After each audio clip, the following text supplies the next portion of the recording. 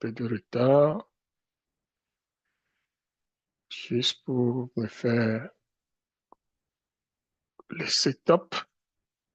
Bienvenue à tous. Aujourd'hui, nous allons voir les défis techniques de l'industrie pharmaceutique en Afrique. En fait, c'est pas, ce n'est pas quelque chose que nous allons euh, voir en détail, mais cependant, ça va nous permettre de voir tout ce qui est.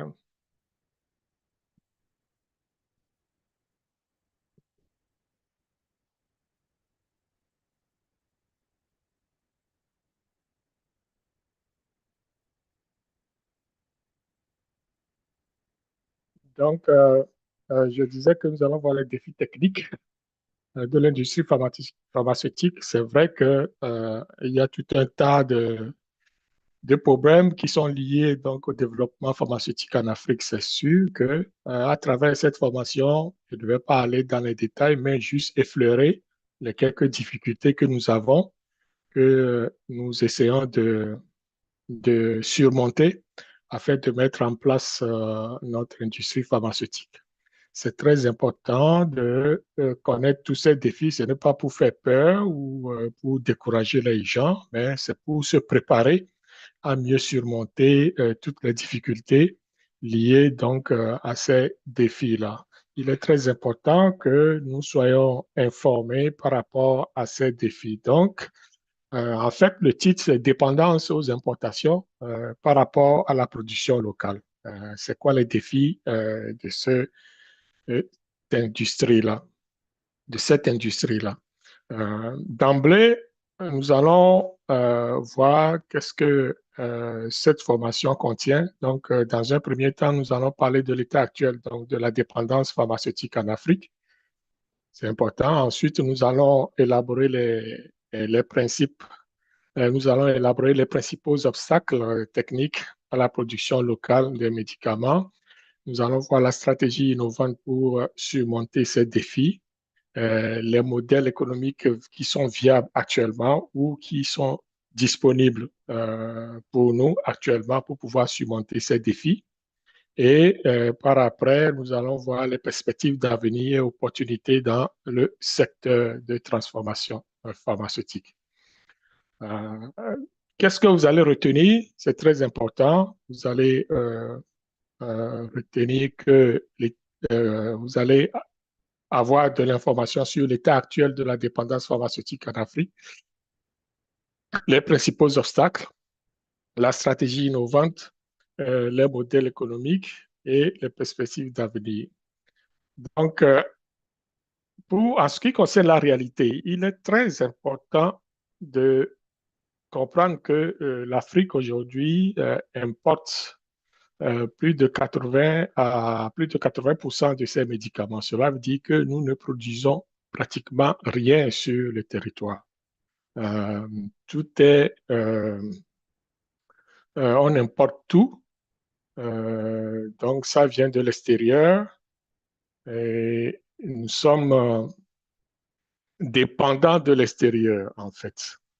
Donc, nous sommes dépendants de l'extérieur. Et c'est important de le souligner parce que c'est ça même qui fait que nous sommes en train de, de parler donc de ce secteur en Afrique. On ne peut pas parler de souveraineté au niveau de la santé, euh, oui, au niveau de la production pharmaceutique des médicaments si on importe plus de 80% de nos médicaments. Donc, cela dit qu'on dépend de l'extérieur. Ça, c'est la réalité du jour. Et ça date de plusieurs années, ça, hein, ça ne bouge pas pratiquement. Donc, au contraire, ça s'accroît avec tout ce qu'on connaît de Covid, etc. Donc, ensuite, par rapport à nous, en tant que les acteurs de l'industrie, ou alors même les gouvernements, etc., les peuples africains, qu'est-ce qu'on veut? On veut développer la production locale et être autonome. Donc, ça, c'est notre désir, c'est notre souhait, c'est notre vœu. Est-ce qu'on va y arriver? Oui, sûrement, mais c'est ce qu'on veut. Mais cela ne va pas se faire facilement parce qu'il y a des défis à surmonter. OK? Ces défis, ils sont d'ordre technique et financier. Donc, il faut s'attendre à se buter contre ces défis-là, financiers, techniques. Et ensuite, il faut qu'on se dote des moyens. Donc, il faut qu'on ait des moyens en place pour pouvoir atteindre notre désir ou notre but ou ce que nous voulons. Notre vision, c'est à définir aussi qu'est-ce qu'on veut, nous, en tant qu'Africains, peuple africain, ouest africain, togolais.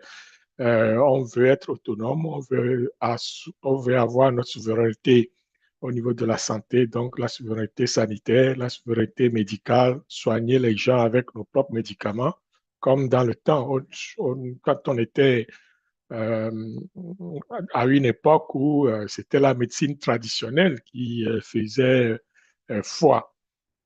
Donc ça, c'est important pour nous de s'assurer que on ait les moyens ou on met en place des moyens, soit ça peut être des partenariats, ça peut être des innovations, ça peut être le transfert de technologies. Donc, dans une autre vidéo, j'avais parlé donc nous, on ne doit pas réinventer la roue. La roue est déjà inventée, tout est là, il suffit de l'utiliser. OK? Donc, c'est à nous de prendre le contrôle et et de, et d'aller de l'avant. C'est très important pour nous. Ensuite, cela m'amène à parler donc de la première partie qui est analyse de la situation. C'est vrai que la situation est telle que de 80 à 90% des médicaments sont importés. Mais comment ça se fait ça? Pourquoi on arrive là? C'est quoi, comment ça se fait justement? Donc, pour ce faire, nous allons cartographier la chaîne d'approvisionnement et voir c'est quoi tout le cheminement que le médicament suit pour arriver donc chez nous à peu près. Donc, nous avons d'abord notre production locale. Mais quand je dis production locale, le tableau n'est pas désastreux. Donc, quand on parle de 80 à 90% des médicaments qui sont importés, cela veut dire qu'il y a quand même 20%, 20 à 10 à 20% de médicaments qui sont fabriqués sur le territoire, donc en Afrique en général. Après, je parlerai des pays en particulier.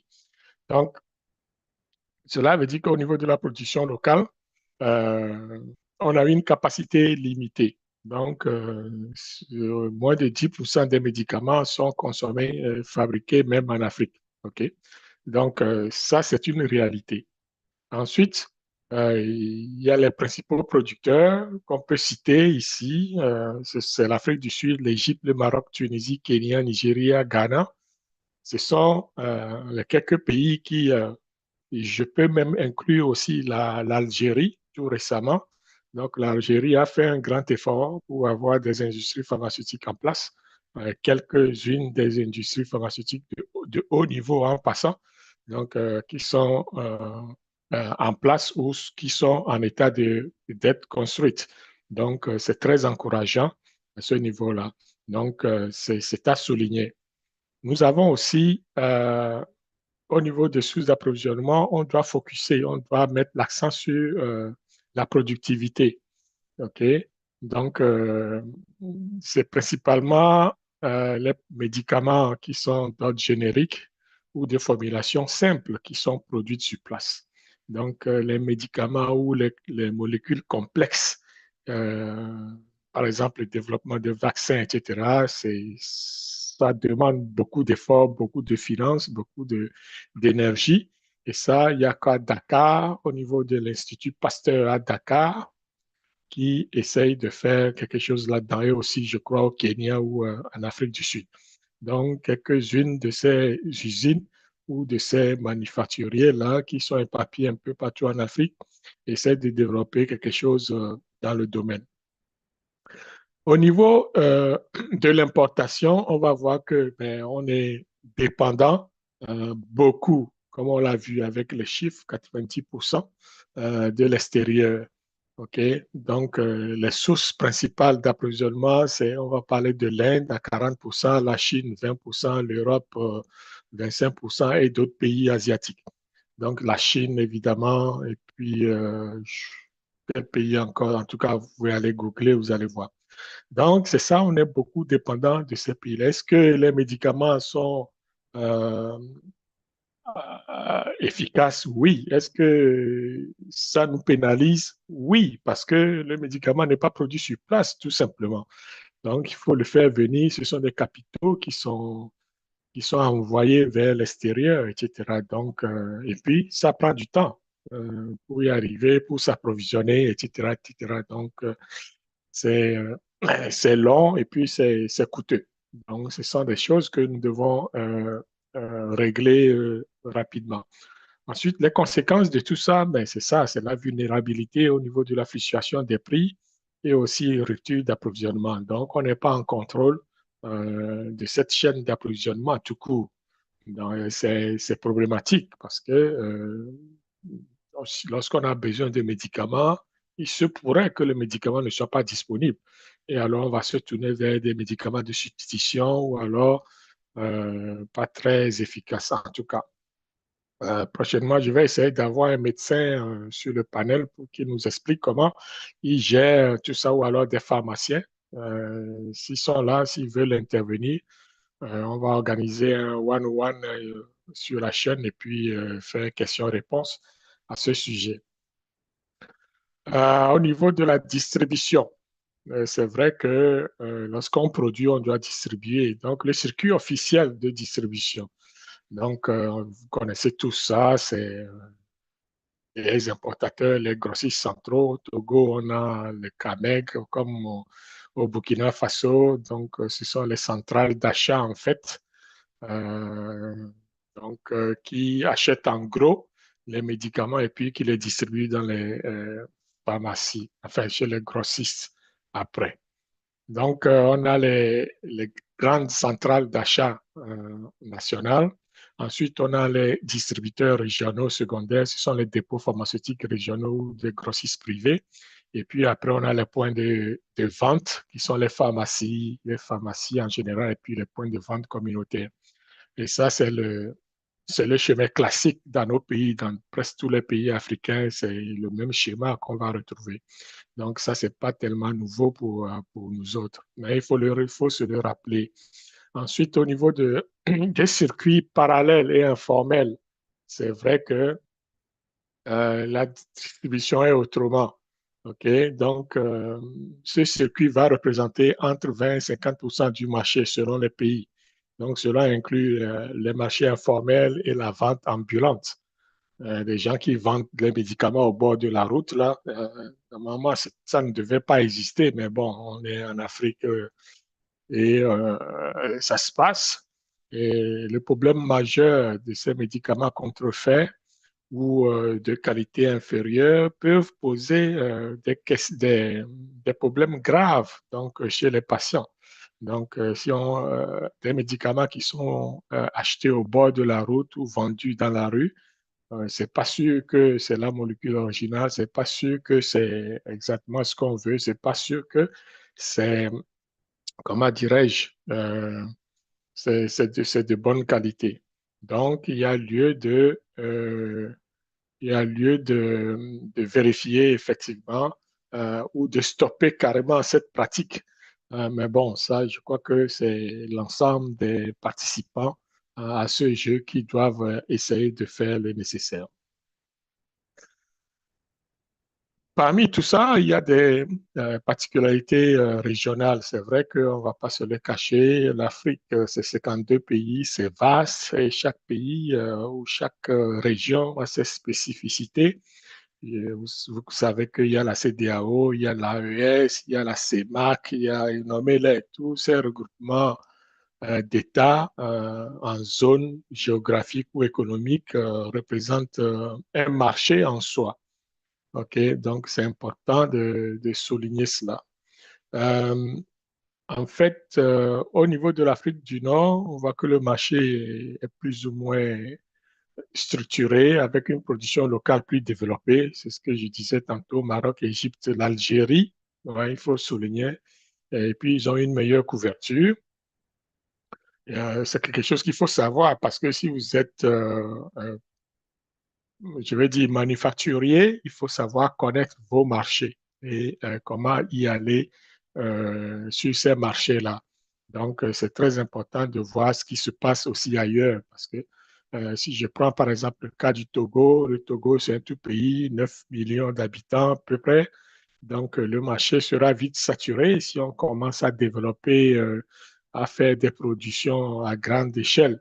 Donc, il va falloir aller dans les autres pays. Donc, il faut se connaître les autres pays, le marché des autres pays hein, et de définir une stratégie marketing qui va s'attaquer à ce pays-là. Donc, en Afrique de l'Ouest et centrale, c'est une forte dépendance aux importations. C'est ce qu'on disait.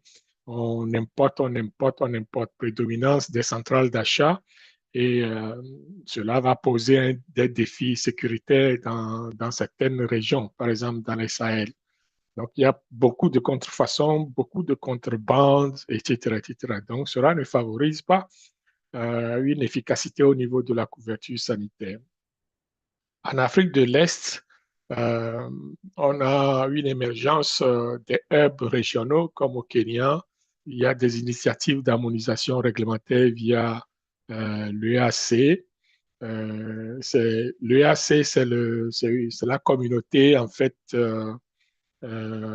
est africaine de médecine là, qui fait la réglementation. Ils se sont regroupés pour faire une réglementation. En fait, c'est en anglais. C'est East African Community Medicine Regulatory Harmonization Programme. Donc, c'est la communauté de développement. Enfin, c'est une communauté qui permet de faire la régulation ou de réglementer de façon harmonieuse donc, les médicaments. Donc, avec une couverture du secteur privé. Enfin, on va voir qu'en Afrique australe, donc, l'Afrique australe va être dominée par l'Afrique du Sud, évidemment, parce que c'est là où se trouve la plus grande et développée, la plus grande infrastructure développée. Donc, c'est là où aussi on a une meilleure intégration régionale via la SADC. SADC, c'est la communauté de développement de l'Afrique australe. SADC, c'est le sigle en anglais, c'est Southern African Development Community. Donc, ils vont avoir des systèmes de distribution plus sophistiqués.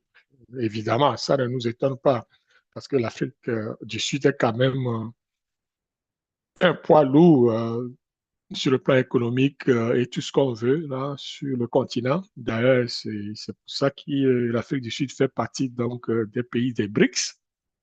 Ce n'est pas étonnant. Donc, ils sont un peu en avance sur nous. Un peu, peut-être beaucoup.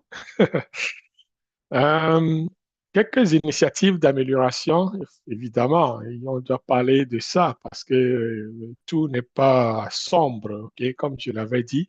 Donc, il y a des initiatives par-ci, par-là qui sont développées par soit les communautés, soit les regroupements d'États, etc., ou selon les zones. Donc, on va avoir une harmonisation réglementaire ici de African Medicine Regulatory Harmonization. Donc, c'est une organisation panafricaine, en fait, qui permet de faire ça en conformité avec le AMA. AMA, c'est le, pas encore. AMA, c'est en anglais, c'est African Medicine Agency. Donc, c'est l'Agence africaine des médicaments. Ça, c'est sous l'égide de l'UA, donc euh, de l'Union africaine. C'est ça, hein, je crois. African Union, OK. Donc, c'est AMA, c'est Agence africaine des médicaments. Donc, ce sont des initiatives qui sont en place pour faire évoluer le secteur, qu'on ait une réglementation harmonisée au niveau du continent et aussi avoir une certaine synergie au niveau du développement pharmaceutique. En deuxième point, nous avons le développement de la production locale qui est poussé, développé par les mêmes partenaires AMA comme AMA ou alors comme PM, euh, le PMPA. Le PMPA, c'est Pharmaceutical Manufacturing Plan for Africa. Donc, c'est une organisation non gouvernementale qui essaie de promouvoir donc, le développement de la production des médicaments. D'autres initiatives comme le renforcement des centrales d'achat, c'est le programme ACAME. Donc, ACAME, c'est l'Association africaine des centrales d'achat de médicaments essentiels, donc, qui a été fondée en 96, 19 juillet 1996 à Ouagadougou. Donc, c'est important de le souligner.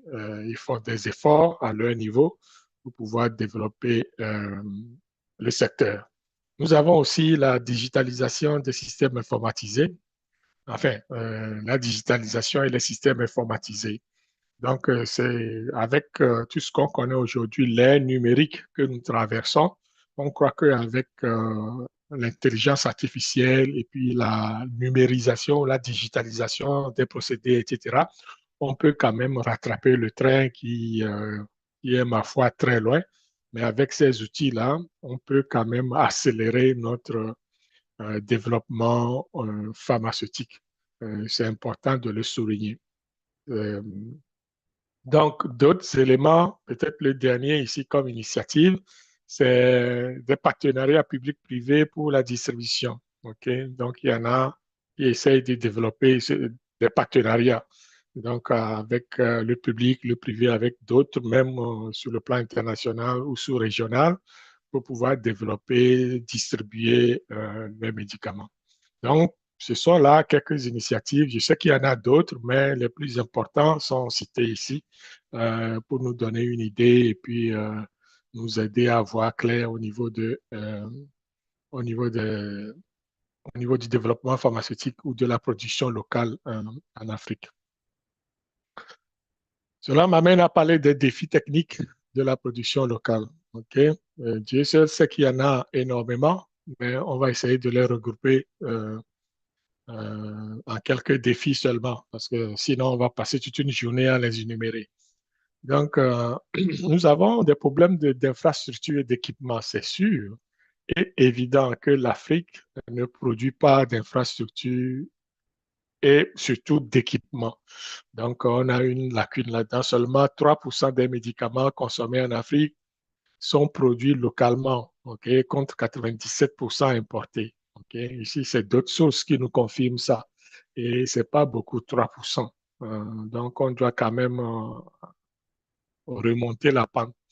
Et pour ce faire, on a besoin d'avoir des équipements. Non seulement des équipements, mais d'autres défis qui vont se joindre. Plus tard, on va le voir. Donc, on sait que plus de 70% des fabricants africains ne respectent pas les normes des bonnes pratiques de fabrication complète de l'OMS. Ici, j'ai ajouté l'OMS parce que au niveau de la plupart des pays africains, c'est l'OMS qui fait le contrôle de la régulation, de la réglementation, en fait. Donc, c'est l'OMS qui va chapeauter la plupart de nos agences. C'est l'OMS qui va accorder les certifications pour ces agences des médicaments qu'on va avoir dans la plupart des pays africains. Donc, l'OMS a mis en place des bonnes pratiques de fabrication. Et c'est la base donc d'une production pharmaceutique. Ensuite, il y a le coût d'établissement d'une usine pharmaceutique qui est énorme. Donc, c'est vrai que ne construire pas une usine pharmaceutique qui veut. Donc, il faut avoir les reins solides, faut avoir du financement. C'est sûr qu'on peut commencer petit, développer petit à petit et puis avoir des partenaires financiers après. Mais même ça, il faut se doter donc des moyens. C'est pour ça que c'est un défi. Quand on parle de défis d'infrastructure et de défis au niveau des équipements.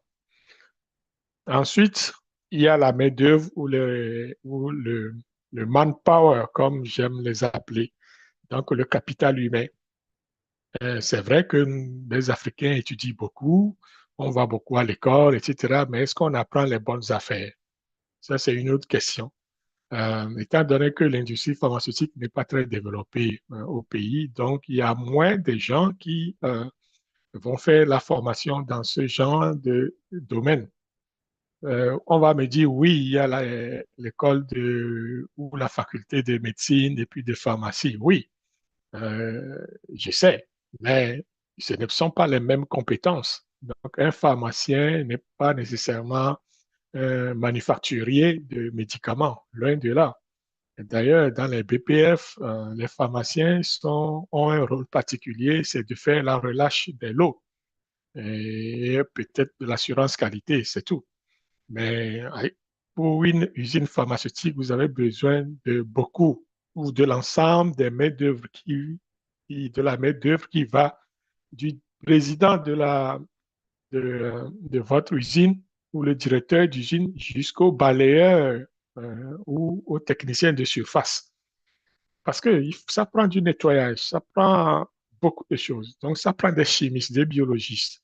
Euh, Nommez les spécialistes en qualité, en contrôle qualité, les gens qui vont travailler dans les laboratoires, les gens qui vont faire des analyses, des analystes, les gens qui vont traiter les données. Il y en a plein, plein, plein, plein de boulots qui aujourd'hui ne sont pas en Afrique, enfin, dans certains pays africains, donc, ou qui ne sont pas développés. Donc, tout ça, je crois qu'on a du pain sur la planche. C'est pour ça que Mivado Global Performance essaie de faire le transfert des connaissances pour euh, faire intéresser les jeunes surtout, enfin, pour faire voir aux jeunes qu'il y a un domaine qui est là, qui est inexploité, où il y a beaucoup d'avenir sur le terrain. OK? Donc, défi de main-d'œuvre, c'est très important. On a un déficit, selon les études, de 4,2 millions de professionnels en santé en Afrique, selon l'OMS. Moins de 10% donc, des pays africains atteignent le seuil critique de 23 professionnels de santé pour 100 000 habitants. Ça, c'est rien que des professionnels de santé, hein. Imagine ceux qui vont fabriquer les produits. Donc, c'est un défi criant et pourtant, ce n'est pas la population qui manque en Afrique. Il y a beaucoup de jeunes qui n'ont pas de travail. Donc, il faut qu'on change notre façon de faire pour essayer de rendre ce secteur attractif et puis peut-être attrayant aussi. Dans de nombreux pays, moins de 50 pharmaciens industriels sont disponibles pour l'ensemble du secteur. Donc là, les pharmaciens sont eux qui vont s'assurer que les médicaments qui sont prescrits sont administrés à des bonnes doses ou des doses requises. Donc, euh, ce sont les responsables d'officine généralement. Donc, eux aussi peuvent faire bon, certaines manipulations s'ils ont la licence de faire certains mélanges typiques ou des médicaments typiques pour certaines formulations typiques pour des médecins, pour des cas graves aussi. Donc, c'est une porte de sortie, mais ce n'est pas suffisant. Il faut qu'on développe ça. Donc, les jeunes doivent se développer à ce niveau. Enfin, essayer d'avoir des connaissances dans le domaine pharmaceutique. C'est très important. Et aussi des instruments médicaux. Donc, défi numéro 3, on va parler de l'approvisionnement en matières premières. Oui, parce que ça prend la matière première pour faire des médicaments. Tout part des ingrédients. C'est comme faire ici, je parlais de la sauce bolognaise, mais là-bas, je vais parler pour faire de aïmolu, par exemple, ça te prend du riz, ça te prend aïe et puis ça te prend le molou. Ça prend le haricot et puis le riz. Donc, si tu n'as pas d'haricot et du riz, tu ne peux pas faire aïmolu. C'est tout ce qu'on veut dire par là. Donc, les matières premières de base, c'est ça. Ensuite, quand tu fais aïmolu, il te prend de l'huile, peut-être du tomate, du piment, un peu de poisson ou de viande. Maintenant, on peut faire le repas complet. Donc, tous ces ingrédients-là sont nécessaires en pharmaceutique et aujourd'hui, on n'en produit pas assez sur le continent. Donc, si on veut faire du paracétamol, bon, la molécule de paracétamol, la molécule active, il faut le commander de l'extérieur. C'est pas normal. Donc, on doit être capable de faire ce genre de production locale, sur le plan local. Donc, et puis, ce sont des choses qu'on peut cultiver, qu'on peut synthétiser, qu'on peut produire, qu'on peut transformer, etc., etc. Donc, tout dépend donc de la formulation avec laquelle on veut travailler. Donc, 95% des principes actifs pharmaceutiques sont importés, principalement de l'Inde et de la Chine. C'est pas normal. On doit être capable de le faire pour nos médicaments essentiels quand même. Donc, les coûts de transport représentent 10-15% du prix final des médicaments produits localement. Évidemment, lorsqu'on sous-traite, c'est sûr qu'à la fin, ça va coûter cher. Ça va coûter cher. OK? Donc, c'est important de, qu'on essaye de faire la production, enfin, que ce soit les matières premières, que ce soit je veux dire, les intrants et puis le produit final, comme le médicament, il faut qu'on arrive à le faire localement. Et c'est le but, c'est l'objectif. En tout cas, c'est pour ça aussi que Miva de Global Performance est là. Donc, on essaie de pousser de tous les côtés. Et l'essentiel, c'est qu'il faut que les gens soient informés et formés. Donc, informer, former et puis avoir de l'initiative. C'est très important dans ce domaine. Donc, les délais d'approvisionnement atteignent souvent 3 à 6 mois. Donc, il faut avoir une planification assez robuste quand on a une usine pharmaceutique en Afrique, puisqu'on ne produit rien. Même les matières premières ne sont pas produites sur place. Donc, et puis, des fois, l'équipement même n'est pas produit sur place. Donc, si tu as une usine avec un équipement et que l'équipement vient de l'Europe ou de l'Asie, il faut penser aussi à avoir la maintenance de ces équipements-là. Il faut qui va maintenir, qui est le mécanicien ou un entretien, ceux-là qui vont faire l'entretien, les pièces de rechange, tout ça là, c'est problématique. Donc, il faut penser à tout ça. Donc, ce sont des coûts et ce sont des délais.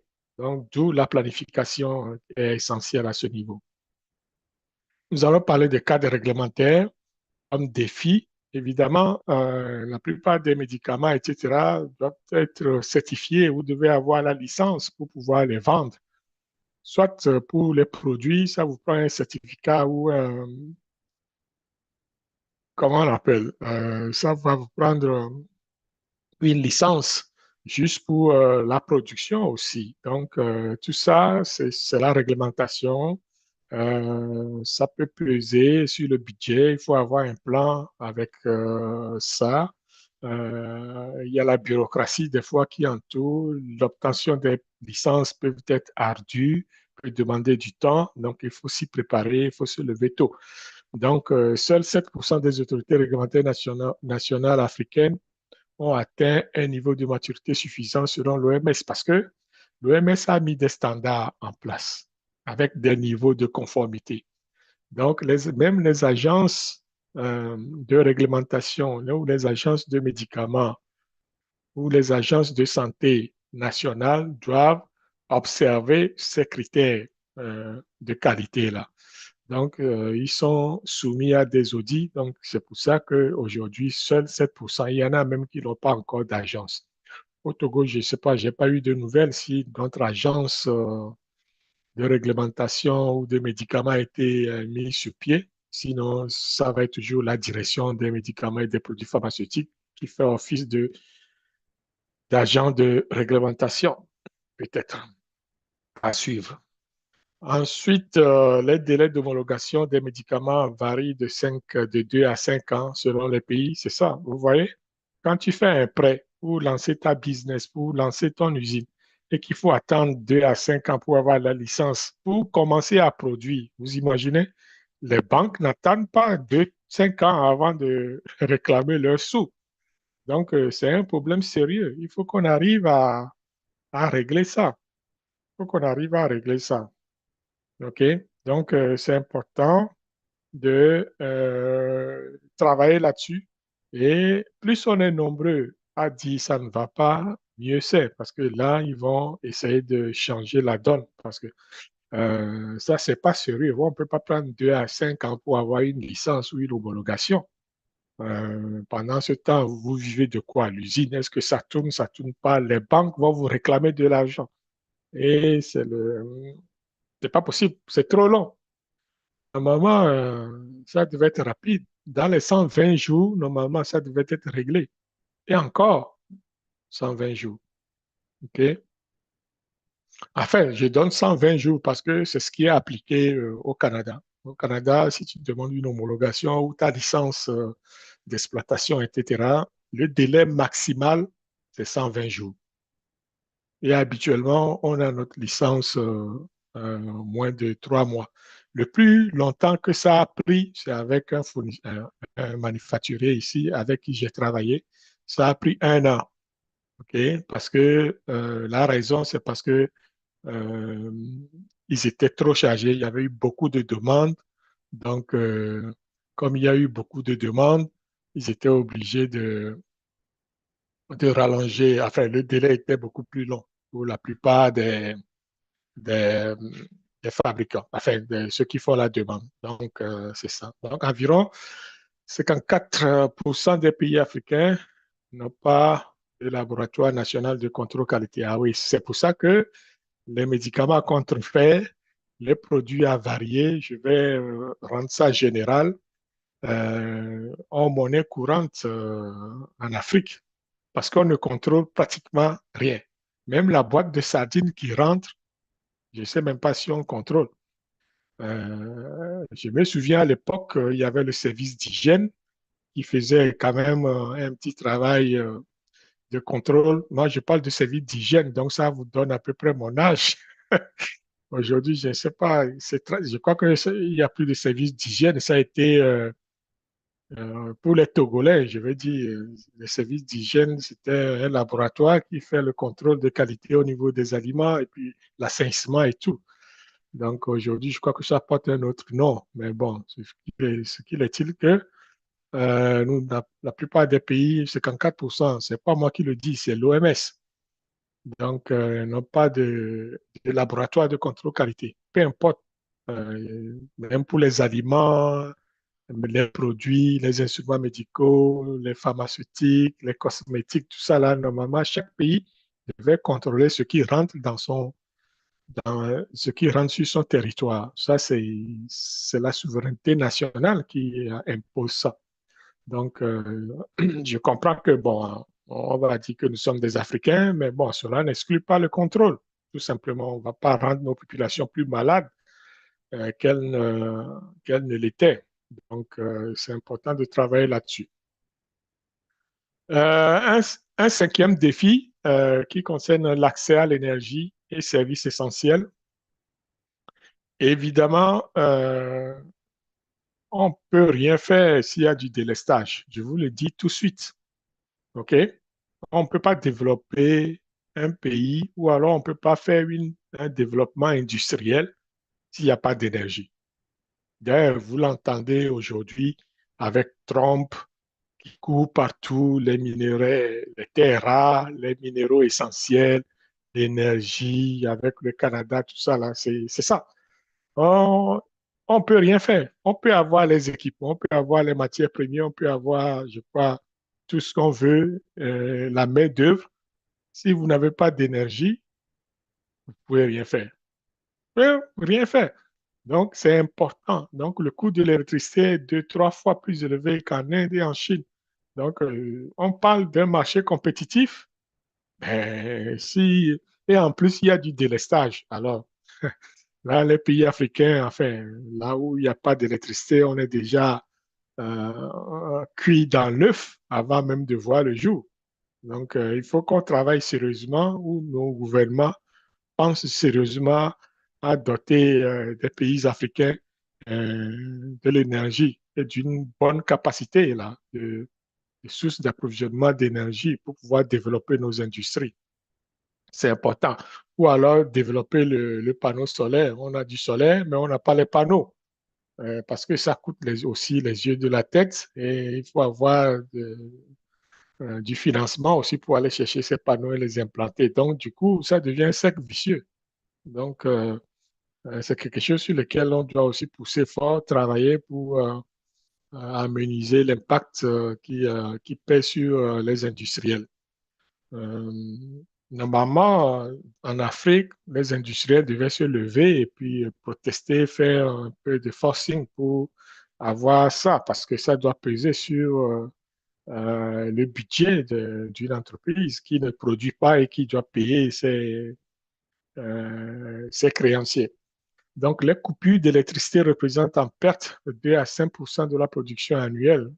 Voilà, c'est évident. Même 2 à 5 c'est même petit de mon point de vue, parce que c'est essentiel. L'eau purifiée, oui, quand on parle de production pharmaceutique, il faut toujours penser à l'eau purifiée. On ne peut pas prendre l'eau d'un forage et puis dire qu'on fait une production pharmaceutique. Donc, il faut que cette eau soit traitée, soit purifiée selon la norme, selon la réglementation. OK? Donc, c'est nécessaire. Et donc, en Afrique, c'est 30% plus cher qu'en Asie. Donc, on est encore, est-ce qu'on peut être compétitif? Même si on ne peut pas être compétitif sur le plan international, mais au moins, il faut qu'on arrive à produire localement. Donc, et aussi, lorsqu'on dit localement, si l'ensemble du coût de la production n'est pas absorbé par la vente locale, je crois qu'on aura aussi un problème. Donc, il faut bien penser à son affaire avant de se jeter à l'eau.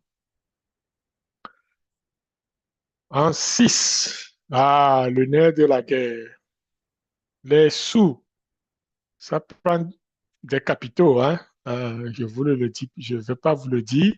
Ça prend des capitaux et le taux d'intérêt moyen pour les prêts aux entreprises pharmaceutiques est de 15 à 20% dans la plupart des pays africains. Donc, et ça, c'est parce que qui dit taux d'intérêt dit aussi, comment dire, des garanties, etc., etc. Normalement, enfin, pas normalement, peut-être que je ne connais pas très bien le marché financier africain, mais bon, de toute façon, des taux de 15 à 20%, je trouve que c'est énorme. Et si en plus de ça, il y a un délai au niveau de l'approvisionnement des matières premières, les gens ne sont pas qualifiés, il faut les former. Il y a du délestage. OK? Alors là, on est cuit. C'est ce que je disais tantôt. Donc, finalement, tous ces défis-là se rejoignent. Euh, on ne peut pas traiter l'un sans traiter l'autre. Donc, il faut tout considérer dans la balance pour pouvoir démarrer son entreprise. Moins de 30% des fabricants locaux peuvent accéder à des crédits à long terme. Vous voyez, donc c'est une question aussi de crédibilité et c'est quoi le terme financier, de solvabilité, c'est ça. Et puis, il faut avoir des garanties aussi. Donc, c'est important de bâtir tout ça. Des fois, on peut bâtir son crédit pour aller chercher ces subventions. Et ça aide dans certains cas. Le retour sur investissement prend généralement 8 à 10 ans, contre 3 à 5 ans dans les économies émergentes d'Asie. Oui, c'est normal. Si vous avez tous ces défis à relever, c'est sûr que votre retour sur investissement va prendre beaucoup plus de temps. Le retour sur investissement, c'est que j'investis 10 dollars aujourd'hui. Il faut que en d'un mois, je gagne 10 dollars de plus. OK? Il faut que j'ai 10 dollars de bénéfices en un mois. OK? Si c'est ça mon retour sur investissement, j'investis 10 et je gagne 10 à la fin du mois.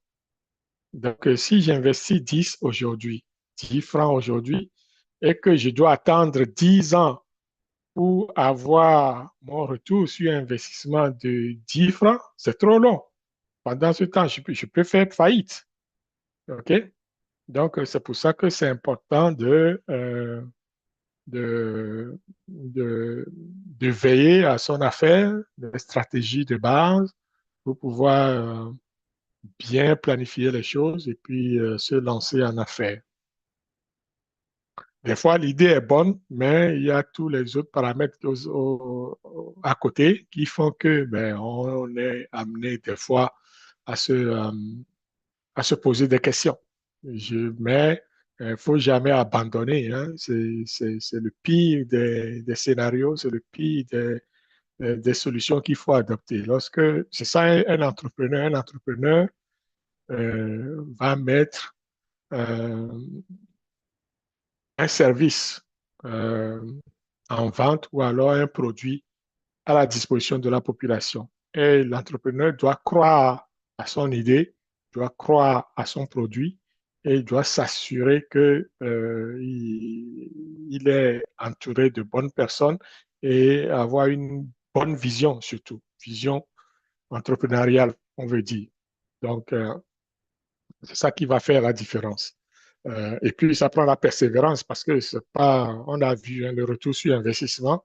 C'est pas que après un an, tu veux pas dire, mais après un an, tu n'as rien fait encore. Ce n'est que le début du commencement, comme dirait l'autre.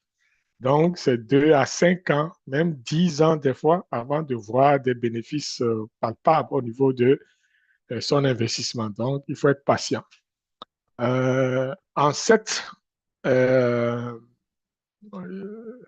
je crois que c'est le dernier, parce que sinon, c'est l'économie d'échelle. Donc, la fragmentation du marché africain à 54 pays limite les économies d'échelle. Évidemment, les financiers, les économistes comprennent mieux ça, parce que, comme je l'ai souligné au début, le Togo, par exemple, c'est un tout petit pays avec 9 millions d'habitants. Il y en a qui vont me dire, oui, c'est beaucoup. Mais oui, mais ce n'est pas les 9 millions qui vont acheter ton produit. Vous voyez? Donc, et la plupart sont jeunes aujourd'hui, donc ça dépend aussi du produit.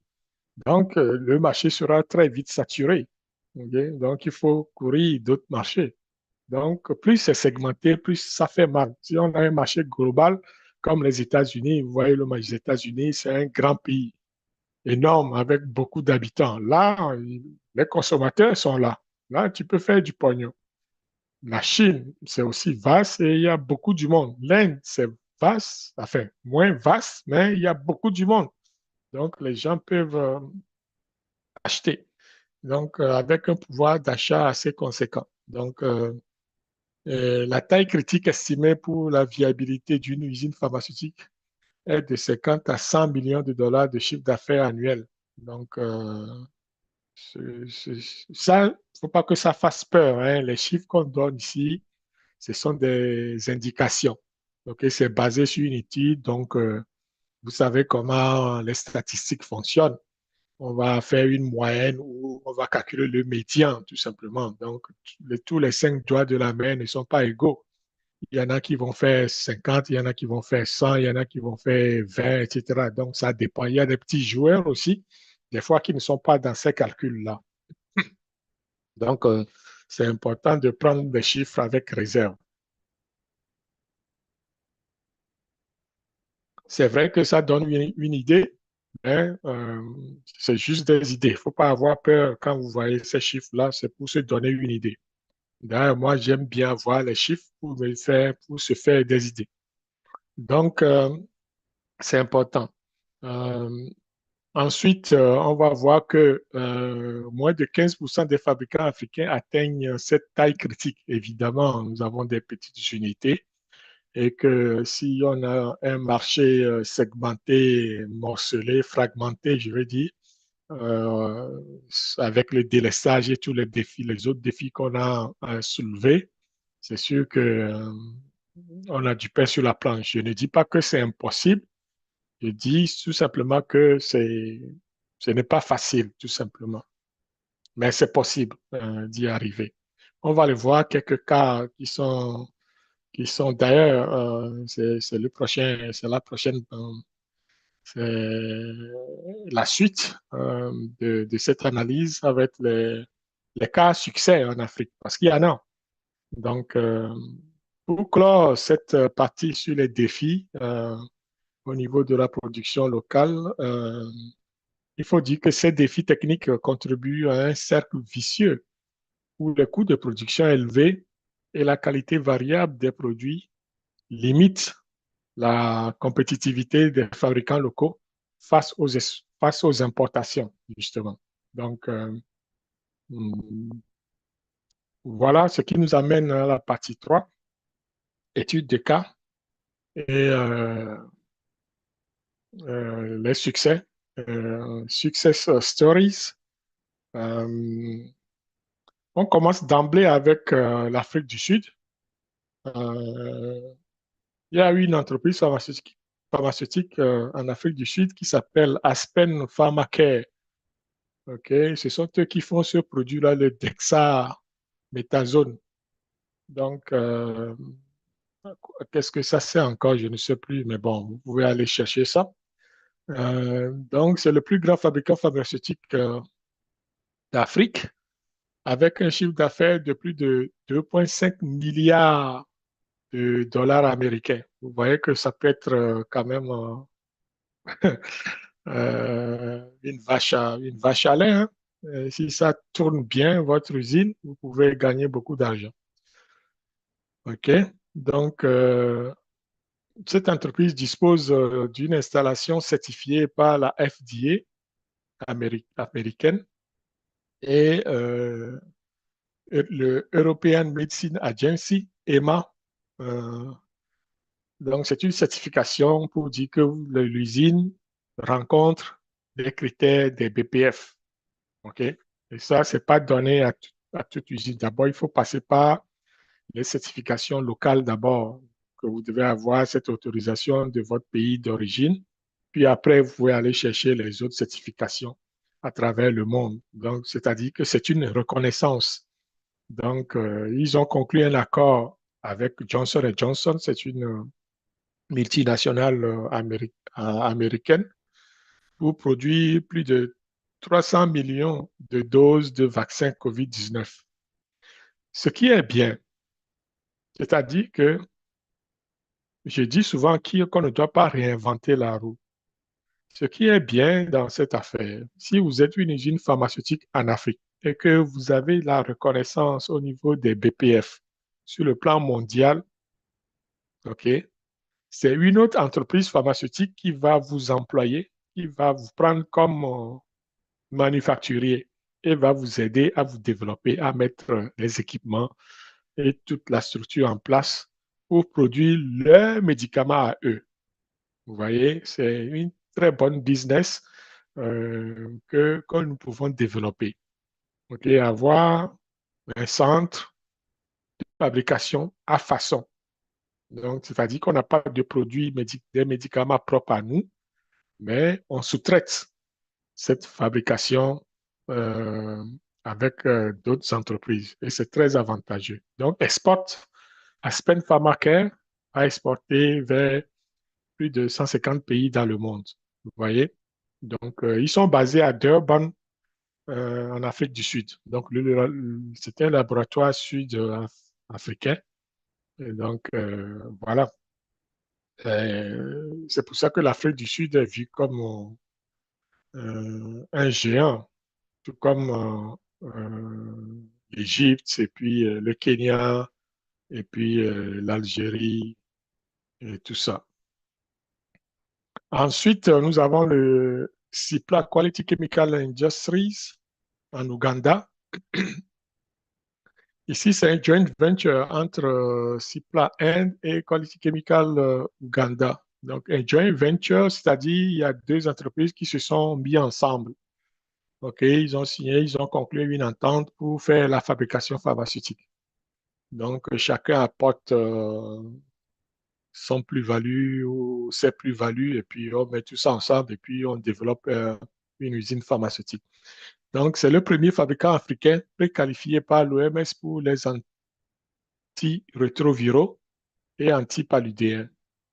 Donc, ils ont une capacité de production de 1,5 million de comprimés par jour. Wow! Euh, cette entreprise a permis de réduire le coût des traitements VIH-Sida de 40% en Afrique de l'Est, évidemment, puisqu'il ne doit plus importer ces produits-là, il le produit sur place.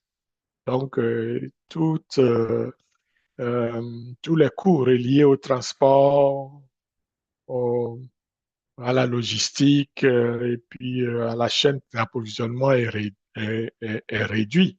Donc, du coup, le médicament va revenir, va revenir moins cher. Pardon, excusez-moi.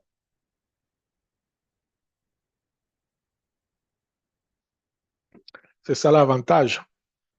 de produire. Oui, c'est ça, un des avantages de produire localement.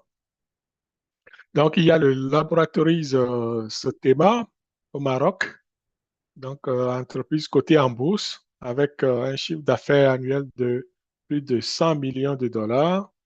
Et, Cotema a des partenariats avec des multinationales comme Sanofi et Pfizer. Tout le monde connaît Sanofi et Pfizer. Donc, c'est-à-dire que ce thème euh, non, pas ce thème, mais bon, Pfizer et Sanofi vont sous-traiter une partie de leur production avec ce thème. Donc, du coup, au lieu que ce thème fabrique directement pour sa population, ce thème va fabriquer pour Sanofi et Pfizer et les médicaments seront vendus peut-être sur place ou bien à travers l'Afrique. C'est comme ça que ça marche.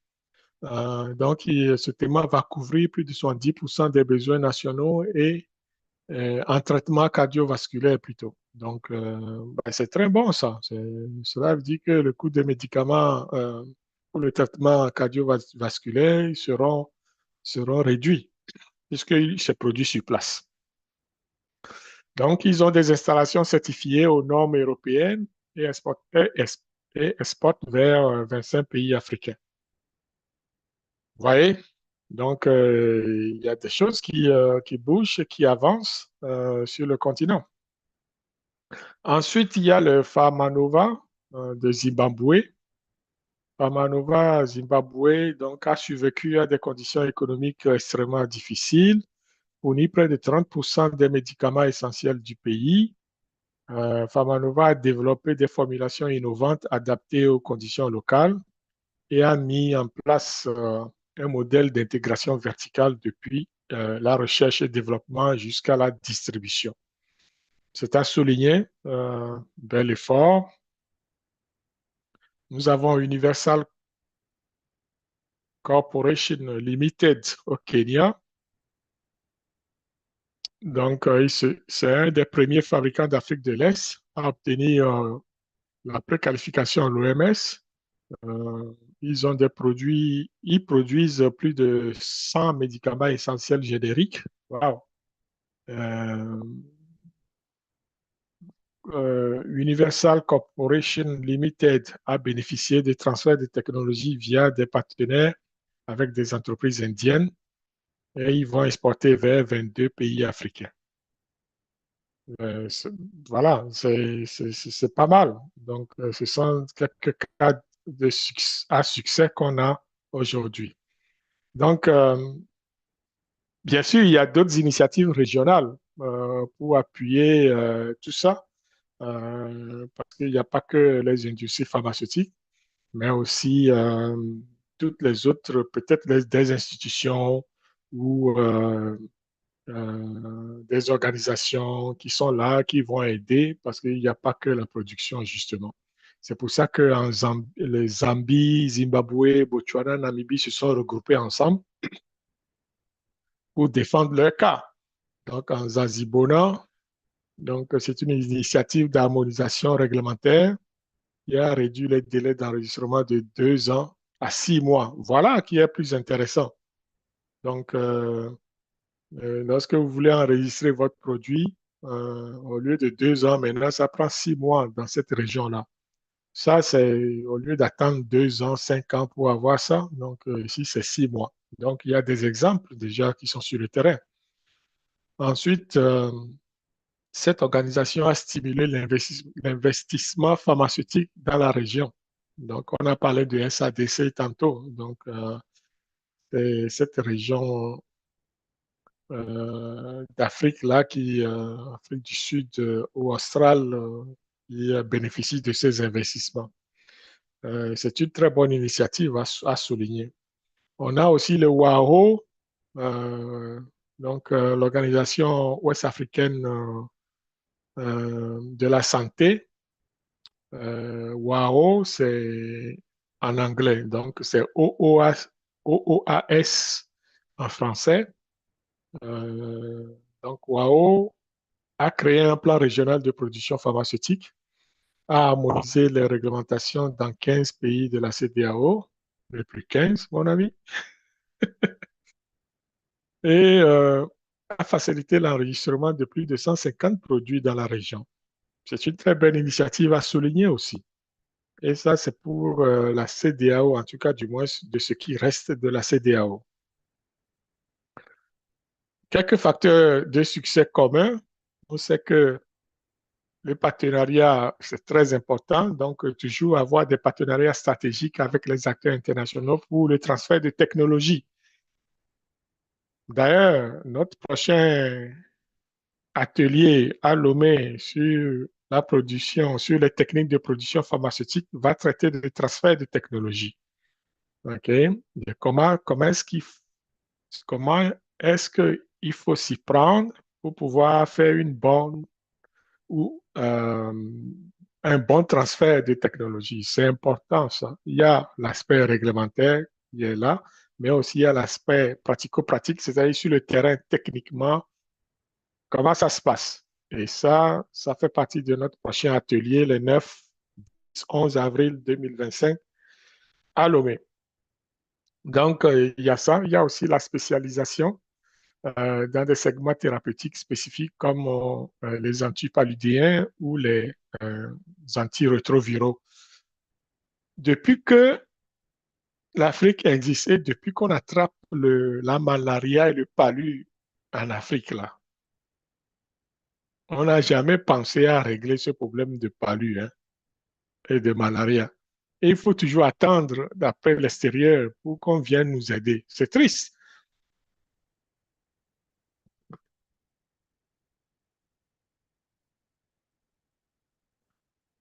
Normalement, on se devait être capable. Je crois qu'au niveau traditionnel, on a des plantes, il y a tout. Mais bon, il faut poursuivre l'innovation, il faut poursuivre les études scientifiques, il faut poursuivre tout le développement, recherche et développement pour arriver à sortir quelque chose. Mais en tout cas, les Européens l'ont fait. Hein. Ils nous ont développé un vaccin qui coûte les yeux de la tête. Mais bon, quand est-ce que nous, on va développer notre propre vaccin? La balle est lancée. Ensuite, nous avons l'intégration régionale pour surmonter les limitations des marchés nationaux. C'est vrai que, bon, tantôt on avait parlé de fragmentation, on le sait, on est conscient. Donc, on se regroupe pour avoir un marché commun pour pouvoir euh, distribuer nos produits. Ensuite, le soutien gouvernemental via des politiques préférentielles d'achat public. Euh, c'est vrai qu'il faut développer ce genre de programme pour encourager les acteurs ou les parties prenantes à avoir une préférence pour les produits locaux ou les produits qui sont fabriqués en Afrique. Donc, cela nous permet de réduire les délais, de réduire les coûts. Donc, c'est très important. Ensuite, il y a des investissements progressifs dans la modernisation des équipements. Ça, bon, il faut faire une démarche pour aller voir, pour aller solliciter ces investissements. Et développement des compétences locales par des programmes de formation spécialisés. On ne le dira jamais assez. Ce sont les humains qui vont fabriquer le médicament. L'intelligence artificielle ne viendra pas fabriquer le médicament. Le TikTok ne viendra pas fabriquer le médicament à notre place. Donc, il faut que les gens, les jeunes soient mobilisés, formés et aient euh, le goût d'apprendre les métiers. Je dis bien les métiers parce que dans l'industrie pharmaceutique, il y a toutes sortes de métiers, de professions. Euh, je vous encourage à solliciter des stages auprès des entreprises existantes. Il faut leur forcer la main à vous engager comme stagiaire. Vous devez apprendre. Et nous, au niveau de Mivado Global Performance, on s'est donné comme mission de faire ce live et aussi de faire des ateliers de formation une fois par année. C'est aussi notre contribution donc à ce programme et ça nous fait plaisir de l'offrir. Quelques solutions et perspectives d'avenir, c'est très important qu'on ait ça, hein, sinon ça serait trop comme on dit, niaiseux de juste définir les problèmes et sans avoir apporté des solutions. Mais comme nous sommes des gens de solutions, on veut que ça change, on veut que ça profite à tout le monde. Donc, on va essayer de voir quelles sont les quelques pistes de solutions qui existent pour nous et comment est-ce qu'on peut on peut contourner ces difficultés, ces obstacles dont on a énuméré. Et après, vous me direz si vous préférez toujours importer des médicaments ou vous voulez plutôt faire votre production locale. Ce qu'on dit là, c'est valable aussi pour les denrées alimentaires, hein. C'est pas normal qu'un pays souverain importe toute son alimentation. Mais quand l'autre dit je ne vais plus vous vendre, comment est-ce que vous allez mourir de faim? Donc, non, mais c'est sérieux. Il faut que nos gouvernants pensent à ça. On ne peut pas tout importer. Je suis désolé. Même si euh, on dit c'est la mondialisation, d'ailleurs, il n'y a plus de mondialisation. C'est fini ces affaires-là. Chacun essaie, chacun devait savoir où se trouvent ses intérêts. Donc, mutualisation des ressources, évidemment, il faut créer des plateformes pharmaceutiques régionales permettant à plusieurs fabricants de partager les infrastructures coûteuses. C'est une piste. Au lieu que Kofi, Komla, Kwacha ou machin essaie de construire son usine, mais pourquoi ne pas s'associer tous ensemble et construire un complexe, OK, qualifié et qui a toutes les licences où tout le monde peut aller fabriquer son produit. C'est tout. On peut faire ce genre de coopération et de regroupement des ressources et de mutualisation des ressources. Je crois que c'est, puisque une seule personne, bon, ça ne peut pas le faire. Bien sûr, tu vas le faire, mais ça va prendre peut-être beaucoup d'énergie. Comme on dit, seul, on va plus vite, mais ensemble, on va plus loin.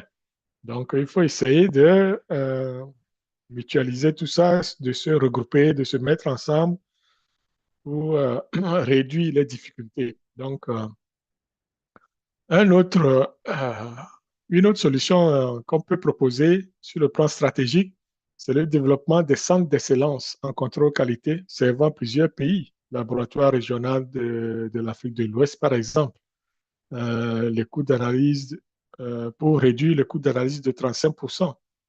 Donc, également, au lieu que bon, chacun crée son petit lopin de terre ou sa petite, OK, ici c'est chez moi, etc.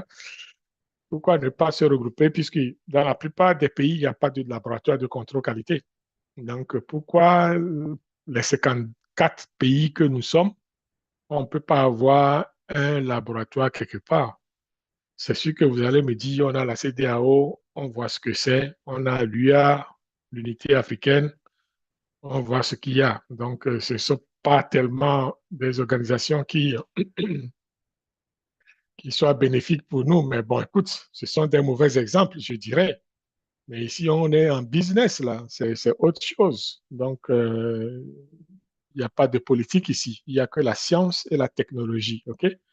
Donc, on n'a pas les mêmes réflexions. Nous ne sommes pas des politiciens. Nous sommes juste des scientifiques et les technocrates, donc en pharmaceutique. Donc, nous avons une autre vision. Donc, c'est possible. Ensuite, des achats groupés, je crois que ça a commencé, on le fait déjà. Donc, on va encourager ça pour que des achats groupés de matières premières permettant des économies d'échelle. Donc, ils peuvent aller de 15 à 25%. Ce sont des choses qu'on peut faire. Donc, des partenariats, euh, avoir une plateforme d'achat groupé au lieu que chacun commande de son côté, ce qui revient encore plus cher. Euh, les transferts de technologie, oui, comme je l'ai toujours dit, on n'a pas besoin de réinventer la roue. La roue, elle est là, il suffit d'aller chercher et puis le placer sous son véhicule. Donc, il faut faire des transferts technologiques. Si les autres ne veulent pas nous donner la technologie, mais on va les copier tout simplement. C'est ce que les Chinois ont fait. Ils sont là où ils sont aujourd'hui. Donc, les Africains aussi peuvent le faire. On a des talents chez nous. Ils peuvent copier, bien copier, proprement copier et puis reproduire en bonne et due forme. Mais bon, si vous avez une unité, que vous avez un partenariat stratégique avec un grand groupe d'Amérique du Nord ou de l'Europe, du genre Sanofi, Pfizer, ben, le transfert de technologie est plus facile dans ce cas-là, puisque c'est un partenariat qui vous permet d'avoir ce genre de transfert de technologie. Donc, partenariat nord-sud et des départements de modèles, euh, etc. Ça peut être de 12. Enfin, ici, on a développement du modèle Building Operate Transfer qui a réussi dans 12 usines en Afrique depuis 2015.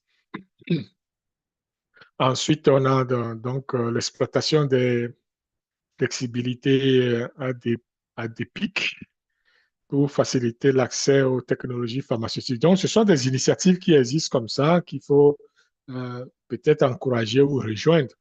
Donc, c'est purement stratégique, ça. Donc, nous avons aussi, excusez-moi, j'ai la gorge sèche.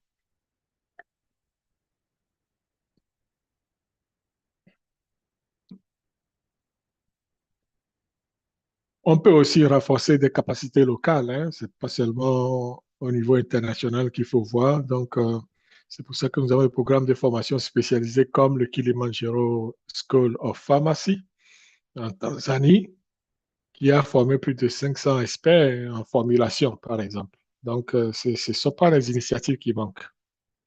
Euh, Puisque la formulation, c'est ça qui permet aussi de développer des médicaments, parce qu'un médicament, c'est comme faire de la cuisine, hein, entre autres. Donc, c'est l'exemple que je donne lorsque je donne des cours de BPF, faire de la cuisine. Quand tu fais de la cuisine, tu vas au marché. Qu'est-ce que tu vas chercher au marché? Les ingrédients. Et ces ingrédients vont représenter les matières premières. OK? Quand tu reviens, tu vas dans ton laboratoire qui est la cuisine. Et là, tu as des outils, des ustensiles, des équipements. Ils vont brasser tout ça là. Et puis avec ta formulation, la recette. Et c'est le même mot qu'on emploie en pharmaceutique, recette. Quand on fait la formulation, on a une recette. Et cette recette est roulée en usine pour produire le médicament. Donc, c'est comme ça que ça se passe.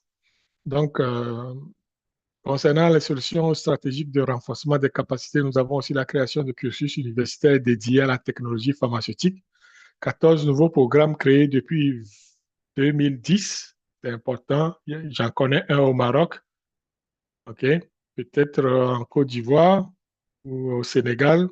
Mais bon, il y en a 14 en tout, là. Bon, sur le continent. OK? Donc, pour ceux-là qui veulent euh, connaître davantage au niveau, vous pouvez aller aussi à l'école pour apprendre ou alors se faire engager dans une usine pharmaceutique pour apprendre sur le tas. Les deux sont valables parce que le diplôme, vous en avez déjà. Vous avez des bacs, vous avez des licences, vous avez des Master 1, vous avez des Master 2. Tout ça là, ce sont des diplômes qui sont déjà suffisants. Et tout ce qui reste, c'est le pratico-pratique de l'industrie. Donc, ça, on peut l'acquérir de différentes façons. Ensuite, développer des partenariats avec la diaspora pharmaceutique africaine. Donc, réseau de plus de 3000 experts identifiés. Donc, il y a 3000 experts qui sont en pharmaceutique, qui sont dans la diaspora africaine, un peu partout, en Inde, en Chine, en Europe, en Amérique du Nord, en Amérique du Sud peut-être. Mais en tout cas, les 3000 sont répertoriés. Peut-être que je suis dedans, j'en sais rien. Je ne sais pas comment ils ont fait ça. Mais ce qui est-il que, en tout cas, ce ne sont pas des experts qui manquent. OK? On en a. Donc, au niveau de la technologie adaptée, il faut faire un effort pour avoir toute cette technologie, comme je l'ai dit. Donc, la technologie verte ou les technologies vertes comme les systèmes solaires, pour les unités de production, comme je l'ai souligné. Donc, il faut qu'on développe ce côté sérieusement si on veut pallier au manque de ressources d'énergie. Ils vont rouler les usines. Donc, nous avons des solutions de production fugale adaptées aux contraintes africaines. Consommation énergétique réduite de 30%. Ben, il faut le mettre en place. Peut-être à coût de subvention, je ne sais rien. Il faut aller faire la demande et puis respecter. Développement d'équipements modulaires et évolutifs, réduisant l'investissement initial de 40%. Ça, c'est très important puisque je connais les usines modulaires en Amérique du Nord et c'est très pratique. Donc, vous n'êtes pas obligé de construire en béton, non. Ils viennent, c'est comme des blocs Lego. On vient et puis on vous installe ça et puis voilà. Si vous n'en avez plus besoin, on vient, on démonte et puis voilà, ni vu ni connu. OK, ça c'est très, très, très, très, très, très bien. Euh, pour une installation, ça permet de gagner du temps, d'avoir, de dépenser moins d'argent. Ensuite, au niveau des innovations technologiques, euh, ça prend des cultures locales des plantes médicinales pour l'extraction des ingrédients pharmaceutiques actifs. La semaine passée, enfin, le live était sur les plantes médicinales et traditionnelles, oui, les plantes médicinales traditionnelles. Et nous avons vu que ben, la plupart des plantes ont des vertus qu'on n'imagine même pas.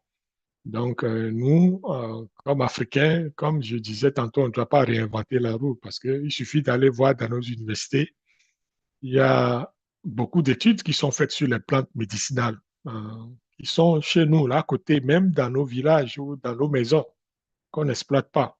Alors, ça va être le temps, je crois que l'heure est arrivée pour qu'on aille chercher tout ça et en faire des médicaments bien dosés, bien surveillés, c'est tout et avec une formulation bien étudiée, approuvée, on peut aller faire le développement pharmaceutique avec ces plantes médicinales. Donc, avec ces plantes médicinales, vous pouvez aller voir la vidéo, elle est toujours sur YouTube. Donc, on a dit qu'on pouvait faire beaucoup de choses avec. Donc, la culture locale, oui, moi je le soutiens à 100%. Développement de la biotechnologie pour les ingrédients pharmaceutiques actifs biologiques. Donc, on en a un en Afrique du Sud et puis en Égypte. Euh, synthèse chimique adaptée aux ressources locales. Réduction des étapes de synthèse. Évidemment, si on a des méthodologies de synthèse compliquées et complexes, on peut sous-traiter tout ça et faire une partie chez nous en Afrique. Et voilà, ça, au lieu d'envoyer ça à l'extérieur en Europe ou en Amérique du Nord pour payer un prix fou, ou même en Chine, pour payer un prix fou, on peut le faire localement. Production émergente de principes actifs et autres ingrédients, donc culture locale des plantes médicinales, développement de la biotechnologie, synthèse chimique adaptée okay, aux ressources locales, réduction des étapes de synthèse de 20 à 30%. Donc, ça, c'est au niveau de tout ce qui concerne les principes actifs et autres ingrédients. C'est comme l'alimentaire, etc., etc. Donc, c'est évidemment, euh, ça va être bénéfique pour nous de faire ce genre de transfert, ce genre de transformation, je vous le dis, localement. Mais pour le faire, je ne vais pas me répéter ici parce que la vidéo est toujours là sur les plantes médicinales. On a parlé de biodiversité, etc. Donc, ça a servi de prélude au live d'aujourd'hui.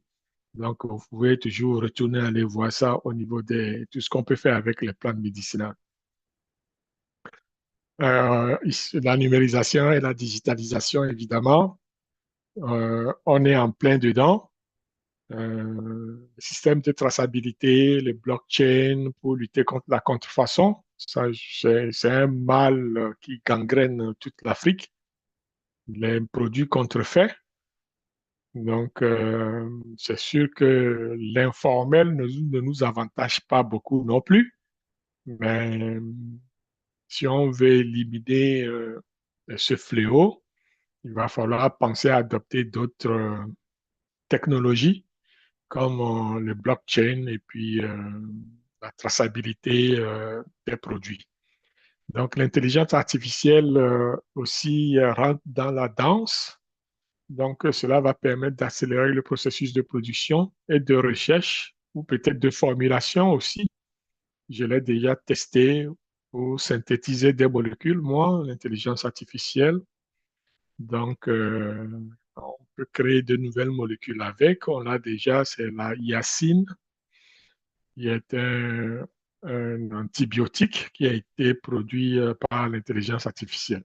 En tout cas, la formulation a été obtenue par l'intelligence artificielle. Donc, il y a beaucoup de choses qui se passent avec cet outil d'IA que que je vous encourage à explorer pour répondre peut-être à certaines questions complexes. Il y a la télémaintenance des équipements réduisant les coûts d'entretien de 25%. C'est bon à savoir, puisqu'aujourd'hui, nous n'avons même pas l'équipement. Mais lorsqu'on aura des équipements, il faut penser qu'il y a la télémaintenance. Et aussi, il faut former des gens pour aller régler tout ça. Cela nous amène à la prochaine étape qui est les perspectives d'avenir. Est-ce qu'on croit ou on ne croit pas? Moi, j'y crois parce qu'il y a un marché continental. La mise en œuvre de la zone de libre-échange continentale africaine, la ZLE-CAF, ouvre un marché de 1,3 milliard de consommateurs. C'est important, ça. Ça, c'est l'Afrique, hein. C'est toute l'Afrique confondue, hein. Donc, le marché est vaste. Euh, Puisqu'on arrête la fragmentation de notre marché, ça prend un marché global. Ensuite, il y a un potentiel de croissance du marché pharmaceutique africain qui est estimé à 70 milliards de dollars américains d'ici 2030. On n'est pas en retard, hein, donc il est encore temps de se réveiller et de faire quelque chose. OK? On vient que la chaîne de production est complexe, est diversifiée, donc on peut offrir toutes choses de services et de produits. Donc, c'est très important de visualiser cela. Ensuite, au niveau de la réglementation, ben, il y a l'Agence africaine du médicament qui essaie de faire de bons boulots sur le plan africain, sur le continent. Et aussi dans la sous-région, je l'ai dit, il y a le WAO ou alors le OOAS, Organisation Ouest africaine de la santé, donc qui font un travail énorme de développement et de soutien donc aux acteurs donc de pharmaceutique. Au niveau modèle économique, c'est vrai que nous devons revoir notre modèle économique pour l'adapter donc à la réalité. Donc, ça prend un développement de modèle pharma as a service. Donc, où les fabricants locaux offrent des capacités de production à des entreprises internationales. C'est ce que nous avons dit quand nous avons étudié le cas du Maroc, je crois, qu'ils ont des partenariats avec Pfizer et puis Sanofi. C'est ça, on peut se regrouper, créer notre usine pharmaceutique pour mutualiser nos ressources et puis offrir des services à des grands groupes internationaux au lieu qu'ils fabriquent ici en Amérique du Nord ou alors en Europe et puis l'envoyer en Afrique. Non, non, ils vont le fabriquer chez nous pour notre propre consommation. Vous voyez? Donc, ce n'est pas la même dynamique. Donc, ce sont des partenariats, des plans d'affaires qui existent, qu'il faut exploiter. Donc, il y a le capital risque pharmaceutique africain création de 5 fonds spécialisés depuis 2020. Donc ça, il faut aller voir avec les banques ou les agences d'investissement et pour prendre plus de renseignements et de détails par rapport à ces capital risques. Là encore, bon, il faut être suivi. On ne peut pas se lever seul pour y aller. Il faut être suivi et avoir un bon projet bien ficelé euh, et un bon plan d'affaires. Ensuite, il y a toute la stratégie de spécialisation. Évidemment, on va mettre l'accent sur les maladies négligées tropicales où l'Afrique peut développer des expertises uniques. Donc, bon, le palu, on l'oublie, quoique il y a encore il y a encore un espoir, mais il y a d'autres maladies négligées là qui courent en Afrique. On peut dire, OK, nous, on va produire des médicaments pour les endiguer. Donc, c'est là une niche très importante pour nous qu'on peut exploiter et développer. Et au lieu de rentrer en concurrence avec les groupes existants, on se démarque avec notre produit qui est spécifique à une maladie spécifique de l'Afrique. Il faut penser aussi à ça et mettre un plan d'affaires là-dessus. C'est important, ça peut être prometteur. On doit développer des formulations adaptées aux conditions climatiques et africaines parce qu'il y a beaucoup de soleil, beaucoup de chaleur, beaucoup d'humidité dans certaines régions. Et dans d'autres, c'est la sécheresse ou le désert ou le Sahel. Donc, tout ça va jouer sur euh, la dynamique d'un produit qu'on va consommer. Donc, au niveau pharmacologie. Production des médicaments pour les maladies non transmissibles dont la prévalence augmente de 5 à 7 par année en Afrique. Euh, Là, il faut s'associer avec les médecins, etc., pour voir quelles sont ces maladies et essayer de développer des produits spécifiques pour ça. Au niveau des initiatives transformatives en cours, il y a des projets euh, Afrique Vaccine Manufacturing Initiative visant à produire 60% des vaccins du continent localement d'ici 2040. Je dis bien un projet, ce n'est pas encore lancé là. Donc, c'est un projet qui va peut-être voir le jour en 2040, peut-être plus tôt, peut-être plus tard. Donc, il faut se le mettre en tête. Ce sont des opportunités d'emploi. Normalement, je ne sais pas où ça va être construit, mais je peux faire des recherches. Il y a des partenariats pour la fabrication des vaccins africains avec un engagement de 1,3 milliard US. En général, il y a l'Afrique du Sud, il y a le Kenya et puis il y a le Sénégal avec l'Institut Pasteur qui sont dans les vaccins. Donc, on va mettre notre attention sur ces pays-là. Des initiatives pharmaceutiques de la BAD, donc Banque africaine de développement, avec une ligne de crédit de 200 millions de dollars dédiée aux fabricants pharmaceutiques. Donc, il faut être fabricant, hein. Il ne faut pas être en début de fabrication. Non, non, non, il faut avoir une usine déjà en production pour aller solliciter ces sous-là. Donc, des fois, ça vaut la peine de commencer et puis dire, voici, hey, j'ai commencé quelque chose, je vends. Même si on vend en perte, si on vendait en perte, c'est pas grave, mais l'essentiel, c'est de démontrer qu'on est en activité. Et ça permet d'aller ouvrir certaines portes de financement et de crédit. Plan stratégique ONUDI-UA, Union africaine, donc pour développer 20 hubs pharmaceutiques régionaux d'ici 2030. Je ne sais pas si le Togo va être dans ces 20-là, mais ce qui est sûr, je crois que le Burkina Faso y est, le Sénégal aussi. Donc, il va falloir aller faire une petite recherche pour savoir si, parce que ceux qui vont faire partie du hub vont peut-être bénéficier de financement. C'est pour ça que je dis ça. Donc, c'est bon à savoir. En conclusion, rapidement, la production pharmaceutique locale en Afrique est à un tournant décisif, comme on l'a vu.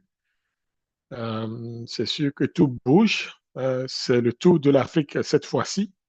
Donc, il faut être prêt à prendre le train en marche. Le train est déjà en marche, comme je le dis.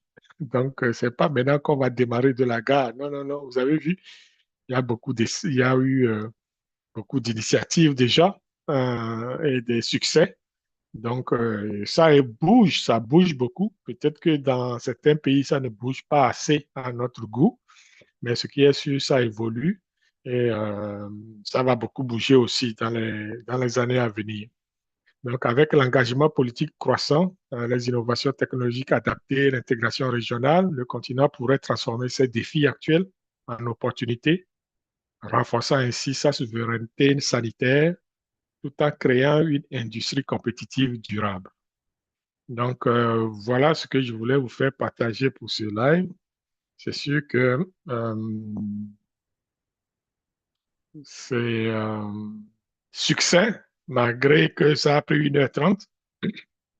Hein. Il y a beaucoup de matière à développer, mais j'ai fait ça pour que, on ait le goût d'en apprendre plus. Donc, ça, ce sont des bases, OK, que j'ai regroupées dans ces slides et j'espère que ça a beaucoup servi et puis ça a profité à vous autres. Donc, merci et puis s'il y a des questions, je crois qu'on peut les prendre.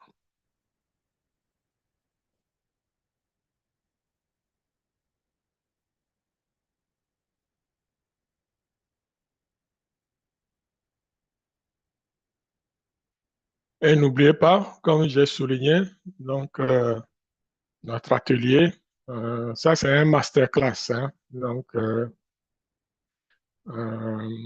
technique de production pharmaceutique, transfert de technologie, c'est un outil, on l'a vu dans la présentation, donc ça permet de voir les rouages, d'apprendre le métier aussi, puisque on peut faire on peut développer sa carrière, je veux dire, en étant un spécialiste de transfert de technologie ou alors un ingénieur de procédés spécialisé en transfert de technologie.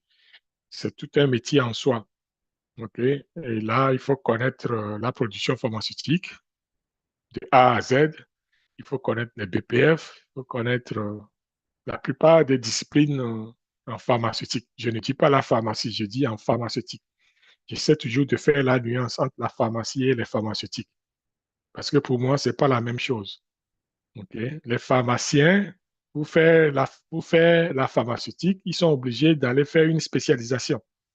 Donc, tu ne peux pas faire la pharmacie et devenir spécialiste en pharmaceutique. Ça n'existe pas encore. Ils font une spécialisation, d'autres études, ils prennent d'autres cours additionnels pour être spécialisés en pharmaceutique ou en contrôle qualité pharmaceutique ou en tout cas nommer les. Donc, sinon, la pharmacie de base ne permet pas de faire ça. Euh, donc, c'est ça. Je vais prendre des questions s'il y en a. Un instant, je vais juste...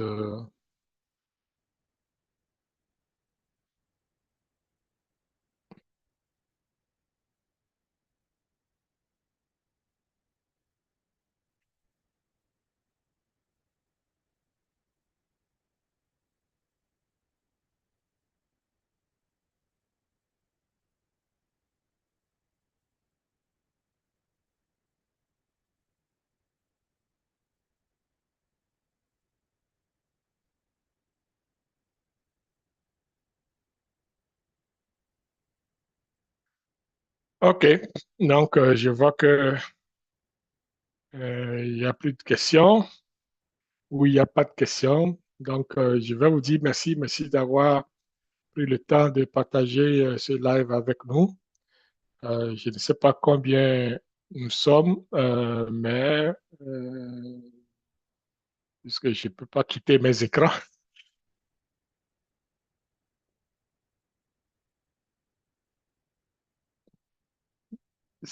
Donc, voilà. Merci beaucoup et puis je vous souhaite une très bonne soirée et puis peut-être bonne journée aux autres.